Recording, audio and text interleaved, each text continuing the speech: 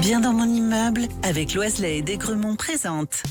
Sud Radio, les incontournables de la copropriété, Thomas Binet. Et comme tous les vendredis soirs, nous sommes avec notre consultant Philippe Loiselet, patron de Loiselet et Desgremont, qui nous parle des sujets liés à la copropriété. Et plus précisément, aujourd'hui, on évoque un sujet qui entraîne parfois de longues discussions, les fameux compteurs d'eau. Pour commencer, Philippe, la pose des compteurs d'eau individuels est-elle obligatoire d'ailleurs dans une copropriété ? La réglementation sur le sujet a beaucoup évolué au cours des dernières années. Depuis la loi de transition énergétique de 2015, la pose de compteurs individuels pour mesurer la consommation d'eau chaude est obligatoire pour les immeubles équipés d'une installation de chauffage ou d'eau chaude collective. Cette mesure vise à encourager les économies d'énergie en responsabilisant les occupants sur leur consommation. Pour l'eau froide, la législation est beaucoup moins stricte, bien que la pose de compteurs individuels par logement soit de plus en plus encouragée pour favoriser une répartition personnalisée des dépenses entre copropriétaires et économiser ce bien précieux qu'est l'eau. Alors on entend, Philippe, de plus en plus parler des fameux compteurs d'eau à radio relevée.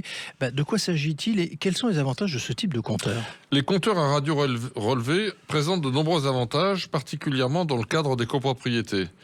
Premièrement, ils permettent une relève à distance, ce qui évite d'avoir à accéder au logement, une opération souvent source de complications et de désagréments, notamment quand les habitants ne sont pas disponibles. La collecte des données de consommation est réalisée directement par l'intermédiaire de capteurs qui envoient les informations précises à une centrale. Ensuite, les compteurs à radio relevée contribuent à une meilleure gestion des consommations. Les relevés sont plus précis, réguliers et les éventuelles fuites d'eau sont plus rapidement détectées, grâce à une surveillance en temps réel. Cela permet non seulement de mieux répartir les coûts, mais également de prévenir les gaspillages et de faire de vraies économies, tant pour les copropriétaires que pour la copropriété en général. Non, si je comprends bien, c'est un système qui a l'air d'être très avantageux, mais que se passe-t-il si une copropriété refuse d'ailleurs de se conformer à l'obligation de poser des compteurs d'eau ? Y a-t-il des sanctions ou des possibilités de dérogation ? Eh bien, le législateur a prévu des sanctions en cas de non-respect de cette réglementation. Par exemple, une copropriété qui ne se conforme pas à l'obligation de comptage individuel de l'eau chaude s'expose à des amendes, même si, à ce jour, on n'en a pas encore vu beaucoup. Ces sanctions visent principalement à encourager les copropriétaires à s'aligner sur les objectifs de réduction de consommation énergétique et de meilleure répartition des coûts. Cependant, il existe certaines dérogations possibles, par exemple si l'installation de compteurs individuels dans les immeubles est techniquement impossible ou si elle engendre des coûts démesurés par rapport aux économies attendues. Une copropriété peut être dispensée dans ce cas-là. Cette dérogation doit toutefois être justifiée et validée par une étude de faisabilité et être votée en assemblée générale. En termes de gestion pratique, Philippe, des compteurs, pensez-vous qu'il vaut mieux faire des relevés soi-même ou faire appel à une entreprise spécialisée ? Bien, faire les relevés soi-même peut sembler une option économique, mais elle présente plusieurs inconvénients, surtout dans une copropriété. D'abord, c'est une tâche qui demande du temps et une organisation rigoureuse, car il faut s'assurer que chaque relevé est fait de manière précise et à intervalles réguliers.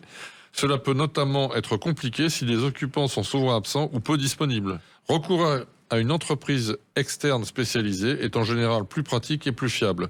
Ces entreprises disposent de l'expertise et des équipements nécessaires pour effectuer des relevés rapides et précis, surtout si l'immeuble est équipé de compteurs à radio relevée. Philippe, un mot pour terminer notre échange. Oui, attention, ne rêvons pas. Bon. Même si la pose de compteur fait en général baisser la consommation globale, cela ne signifie pas que tout le monde va moins consommer. Le principe est d'affecter à chacun sa consommation réelle. Il est donc plus que probable qu'après la pose des compteurs, si certains vont payer moins, ceux qui consomment plus vont payer plus. Il s'agit de comptage et pas de magie. Absolument, Philippe. Et on vous retrouve vendredi prochain pour un autre numéro d'Oser Investir, les incontournables de la copropriété. Et pour ce qui me concerne, je vous donne rendez-vous dimanche dès 9h30 dans la matinale week-end. Sud Radio, les incontournables de la copropriété, Thomas Binet. Avec Loiselet et Desgremont, bien dans mon immeuble.